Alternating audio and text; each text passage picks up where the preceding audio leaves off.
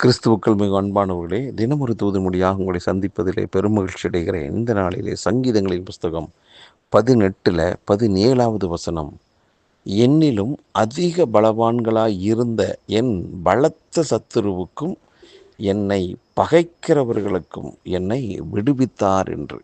அன்பானவர்களே, நம்முடைய ஆண்டவர் விடுதலை நாயகன். அவர் நம்மை விடுவிக்கிறதுல வல்லமை உள்ளவர் தெய்வமாக இருக்கிறார். இந்த தெய்வ மனுஷனுக்கு கிடைத்த அனுபவம் என்னென்னா, அந்த மனிதனை காட்டிலும் இருக்கிற, பலசாலியாக இருக்கிற, படைபலம் மிக்க மனுஷனாக இருக்கிற அவனுடைய கைக்கே விடுதலையாக்குறாராம். பலத்த சத்துருடைய கைக்கும் விடுதலையாக்குறாராம். இப்படி நம்முடைய பலத்துக்கும் நம்முடைய சக்திக்கும் மீறினது என்று சொல்வார்களே, அப்படிப்பட்ட ஆபத்தில் ஒருவேளை நாம் இருக்கலாம். நம்முடைய குடும்பம் இருக்கலாம், உங்களுடைய தொழில் இருக்கலாம், எதுவாக இருந்தாலும், அதாவது இப்போ இருக்கிற எந்த பலத்தை வச்சு என்னால் எந்த விதத்திலும் முன்னேற முடியாது என்று நாம் சொல்லலாம். அப்படிப்பட்ட நிலையில் இருக்கிற உங்களையும் கர்த்தர் கண்ணோக்கி பார்த்திருக்கிறார். அன்பானவர்களே, அன்றைக்கு அந்த தெய்வ மனுஷனை விடுவித்த கர்த்தர் இன்றைக்கும் உயிரோடு தானே இருக்கிறார்.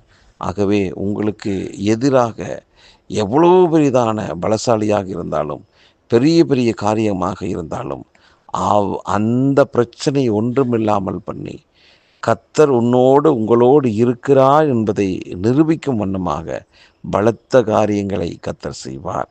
அவருக்கு காத்திருக்கிற நீங்கள் வெட்கப்பட்டு போக மாட்டீங்க. எந்த விஷயத்திலையுமே தலை குனிந்து போகும்படியாக இருக்காது.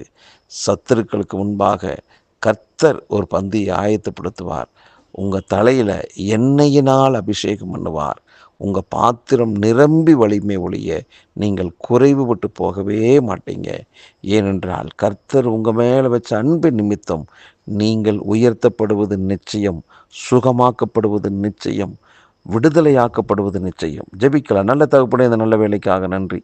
விடுதலை நாயகனாய் எங்கள் வாழ்விலே கூட இருந்து எல்லா விதமான இக்கட்டுகளுக்கும் நெருக்கங்களுக்கும் பலத்த காரியங்களுக்கும் ஆண்டவரே எங்களை விடுதலையாக்கி பாதுகாத்து பராமரித்து தேவைகளை சந்தித்து குறைவுகளை நிறைவாக்கி நடத்தப்படுற தெய்வக்காக நன்றி. இதை கேட்டுக்கொண்டிருக்கிற எல்லாருடைய வாழ்வில் நிறைவு உண்டாவதாக, மகிழ்ச்சி உண்டாவதாக, சுகம் உண்டாவதாக. இயேசு கிறிஸ்துவின் நாமத்தில் ஜெபிக்கிறேன் நல்ல பிதாவே, ஆமென்.